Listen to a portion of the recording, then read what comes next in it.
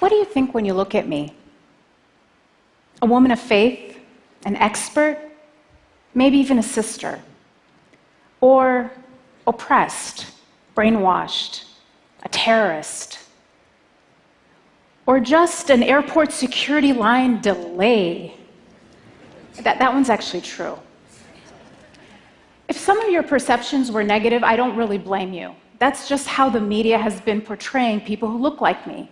One study found that 80% of news coverage about Islam and Muslims is negative. And studies show that Americans say that most don't know a Muslim. I guess people don't talk to their Uber drivers. Well, for those of you who've never met a Muslim, it's great to meet you. Let me tell you who I am. I'm a mom, a coffee lover, double espresso, cream on the side. I'm an introvert. I'm a wannabe fitness fanatic, and I'm a practicing spiritual Muslim. But not like Lady Gaga says, because baby, I wasn't born this way. It was a choice. When I was 17, I decided to come out. No, not as a gay person like some of my friends, but as a Muslim, and decided to start wearing the hijab, my head covering. My feminist friends were aghast. Why are you oppressing yourself? The funny thing was, it was actually, at that time, a feminist declaration of independence from the pressure I felt as a 17-year-old to conform to a perfect and unattainable standard of beauty. I didn't just passively accept the faith of my parents. I wrestled with the Quran. I read and reflected and questioned and doubted and ultimately believed. My relationship with God, it was not love at first sight. It was a trust and a slow surrender that deepened with every reading of the Quran. Its rhythmic beauty sometimes moves me to tears. I see myself in it. I feel that God knows me. Have you ever felt like someone sees you, completely understands you, and yet loves you anyway? That's how it feels.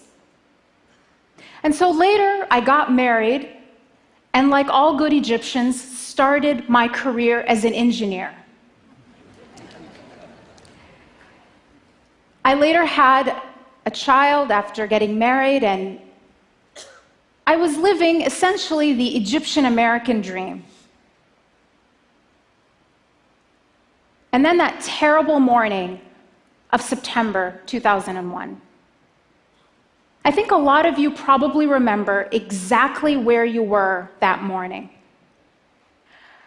I was sitting in my kitchen, finishing breakfast, and I look up on the screen and see the words breaking news. There was smoke, airplanes flying into buildings, people jumping out of buildings. What was this? An accident? A malfunction? My shock quickly turned to outrage. Who would do this? And I switched the channel and I hear Muslim terrorist, in the name of Islam, Middle Eastern descent, jihad. We should bomb Mecca. Oh my God. Not only had my country been attacked, but in a flash, somebody else's actions had turned me from a citizen to a suspect. That same day, we had to drive across Middle America to move to a new city to start grad school.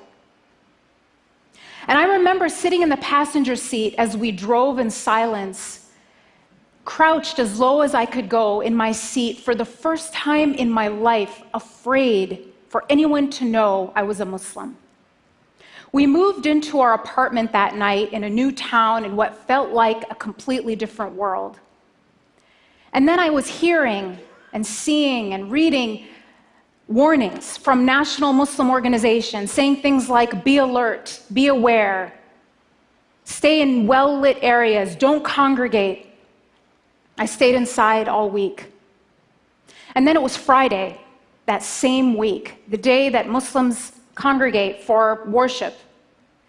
And again, the warnings were, don't go that first Friday. It could be a target. And I was watching the news, wall-to-wall coverage. Emotions were so raw, understandably. And I was also hearing about attacks on Muslims, or people who were perceived to be Muslim being pulled out and beaten in the street. Mosques were actually firebombed. And I thought, we should just stay home. And yet, something didn't feel right. Because those people who attacked our country attacked our country.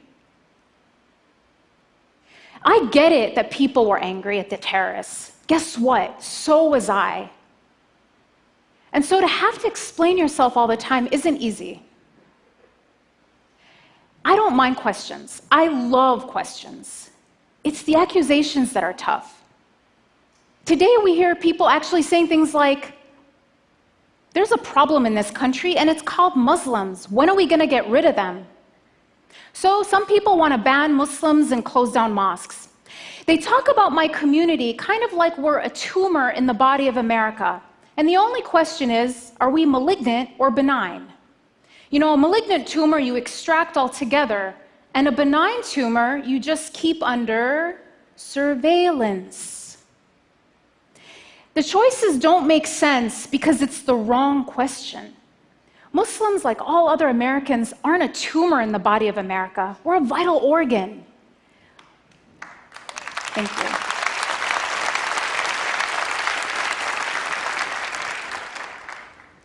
Muslims are inventors and teachers, first responders and Olympic athletes.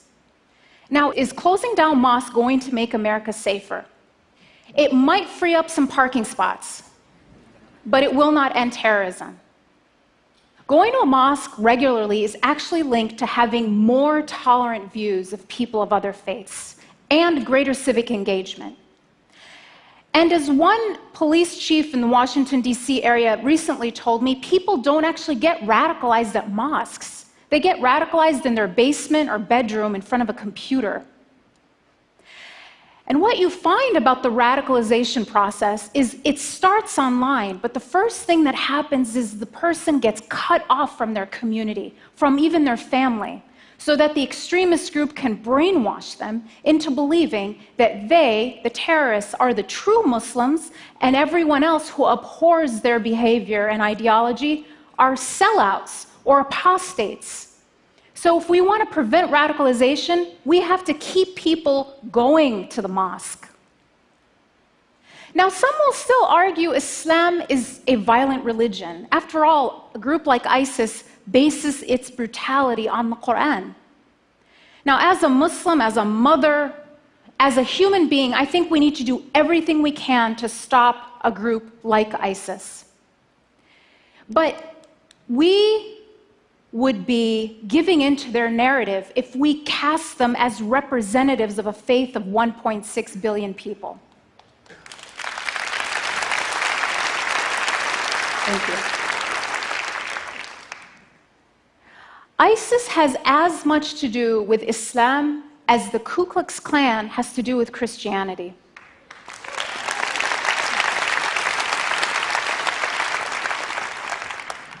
Both groups claim to base their ideology on their holy book. But when you look at them, they're not motivated by what they read in their holy book. It's their brutality that makes them read these things into the scripture. Well, one study, actually several studies in neuroscience, show that when we're afraid, at least three things happen. We become more accepting of authoritarianism, conformity, and prejudice.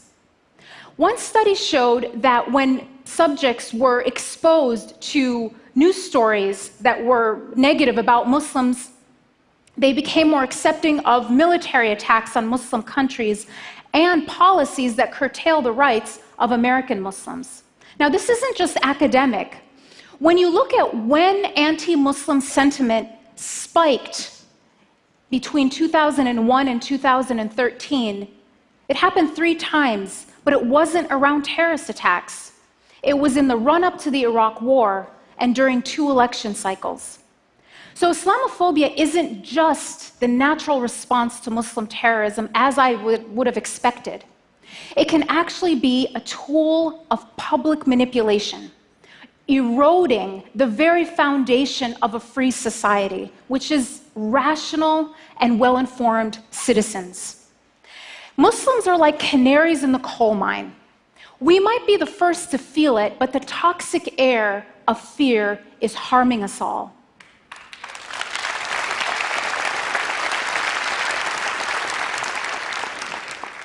So back to my story. What happened after 9/11? Did we go to the mosque or did we play it safe and stay home? Well, we talked it over, and it might seem like a small decision, but to us it was about what kind of America we wanted to leave for our kids. One that would control us by fear, or one where we were practicing our religion freely. So we decided to go to the mosque, and we put my son in his car seat, buckled him in, and we drove silently and tensely to the mosque. And I took him out, I took off my shoes, I walked into the prayer hall.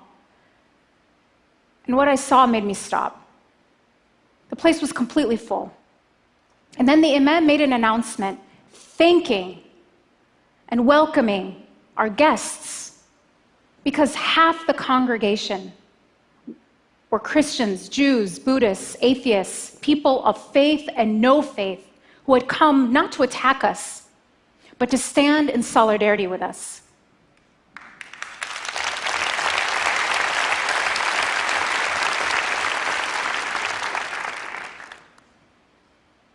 I just break down at this time. These people were there because they chose courage and compassion over panic and prejudice. What will you choose?